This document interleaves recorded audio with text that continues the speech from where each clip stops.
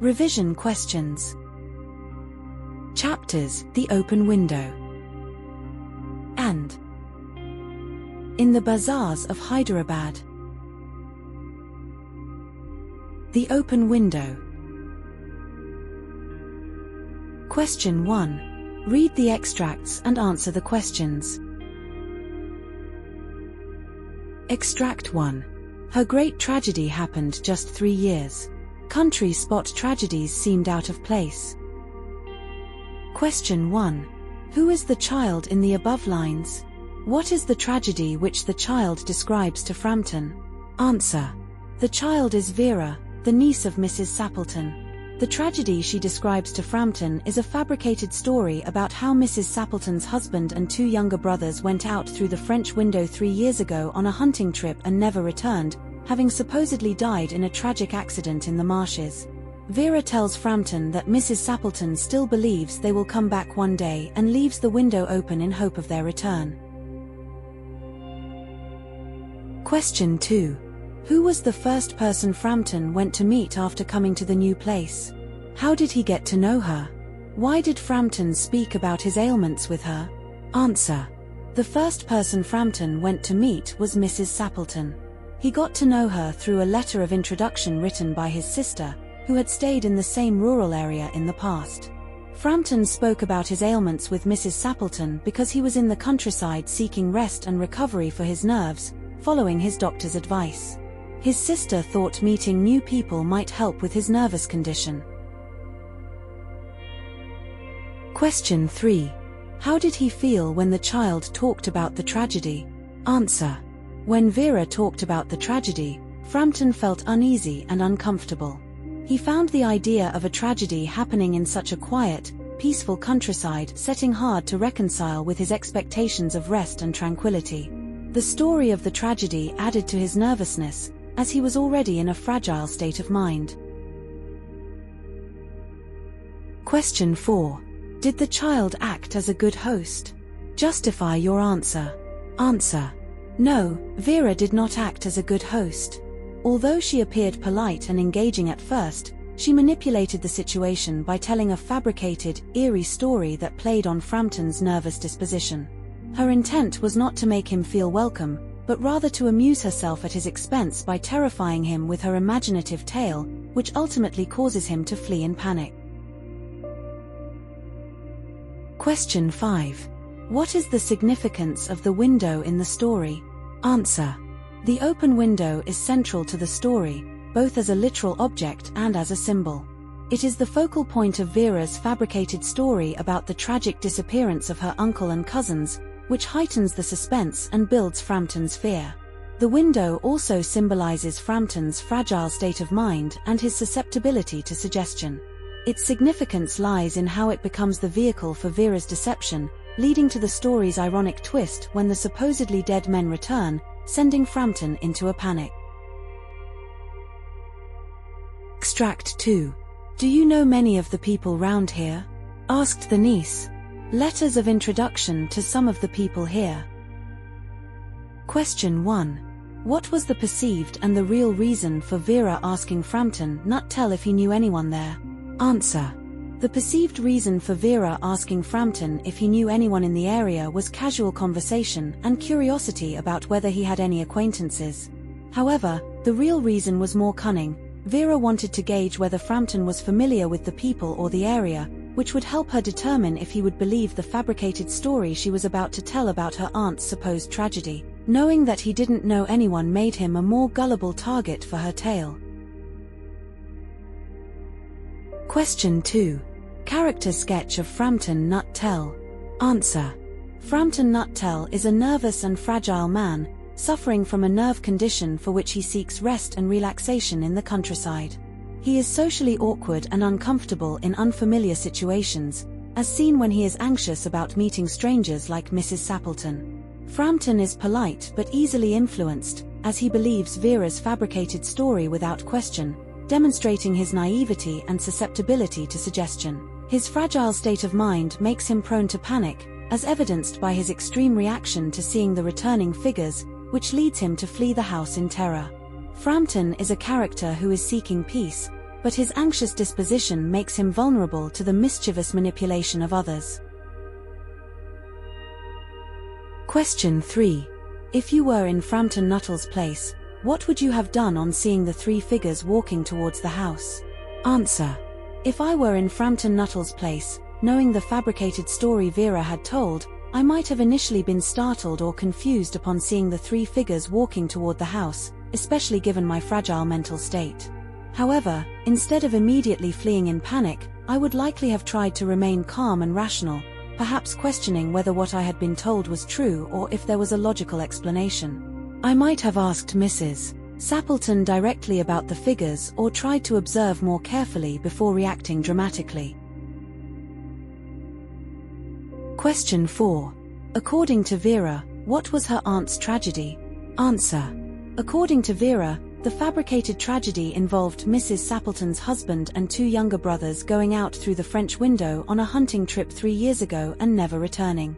Vera claimed they had drowned in a bog, but Mrs. Sappleton refused to accept their deaths and still believed they would come back one day, which is why she kept the window open, waiting for their return. Question 5. Why was Frampton Nuttall relieved when the aunt bustled into the room? Answer. Frampton Nuttall was relieved when Mrs. Sappleton bustled into the room because it provided a break from his awkward conversation with Vera, and it gave him a chance to turn the conversation to his health concerns, which was the reason for his visit. Mrs. Sappleton's arrival momentarily allowed him to relax, as he expected a more conventional and straightforward interaction with her, rather than the eerie atmosphere created by Vera's unsettling story. In the Bazaars of Hyderabad. Extract 1. What do you sell, O ye merchants? Tunics of purple brocade. Question 1. Who is the speaker of the above lines? Where are the merchants? What is on display? Answer. The speaker of the above lines is the poetess, Sarojini Naidu, who takes on the voice of a curious observer. The merchants are in the bustling bazaars of Hyderabad, a vibrant marketplace. On display are a variety of goods such as turbans of crimson and silver, tunics of purple brocade, and other colorful, luxurious fabrics, showcasing the richness of Indian culture. Question 2. How are the goods displayed? What are the merchants selling? Answer.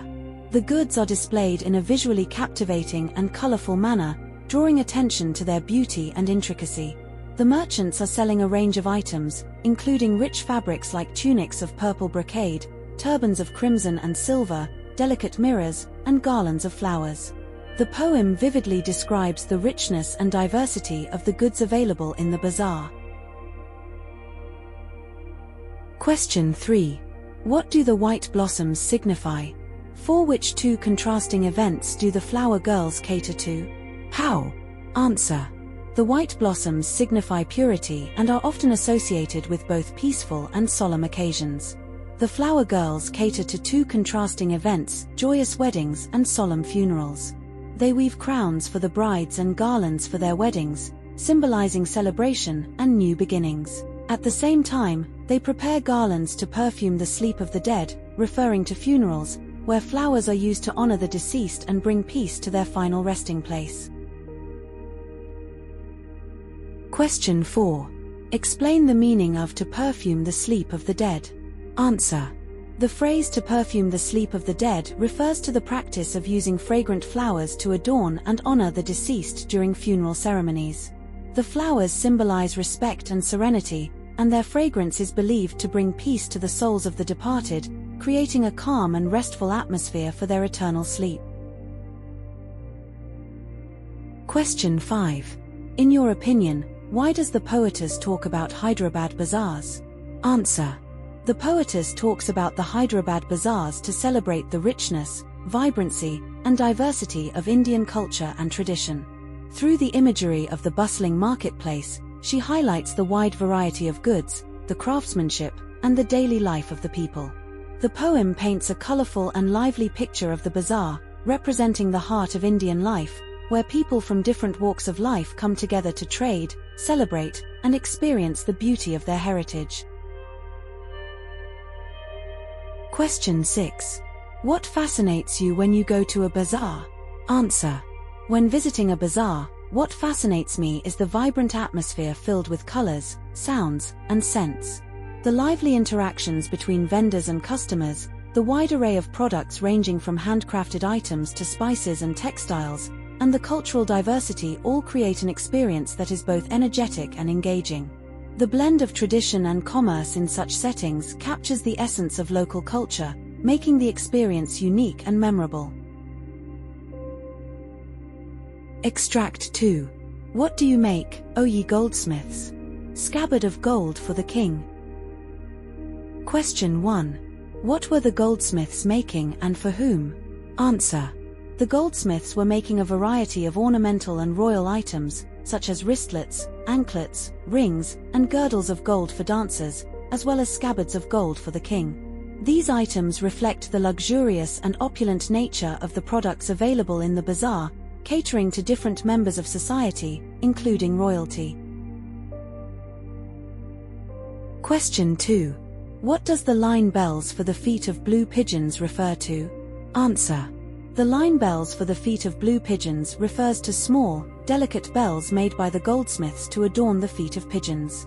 In some cultural practices, pigeons, which are often seen as symbols of peace and freedom, are decorated with small bells for aesthetic or ceremonial purposes. The imagery adds a sense of grace and beauty to the scene in the bazaar.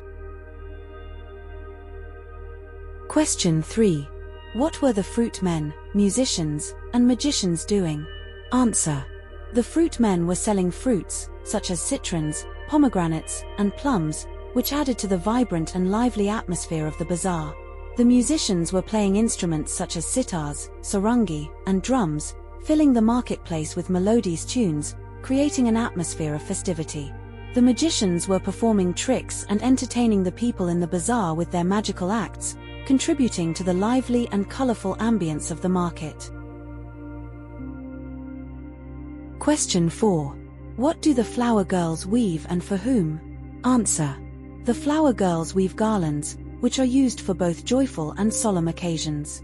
They weave crowns for brides, symbolizing celebration and the start of a new journey in marriage, and they also make garlands for the gods, as offerings in religious rituals. Additionally, they weave garlands to perfume the sleep of the dead, referring to funerals where flowers are used to honor and respect the departed. Question 5.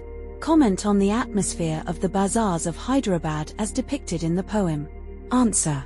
The atmosphere of the Bazaars of Hyderabad, as depicted in the poem, is one of liveliness, color, and cultural richness. It is a place where the traditional and the exotic meet, with a variety of goods on display, from luxurious fabrics and jewelry to fruits and flowers.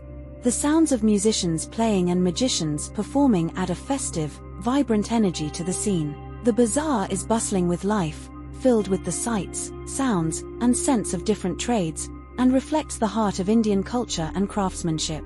Sarojini Naidu captures the essence of the marketplace as a hub of social and economic activity, where people from all walks of life gather to trade, celebrate, and honor traditions. Thank you for watching. Please like, share, and subscribe to the channel for more updates.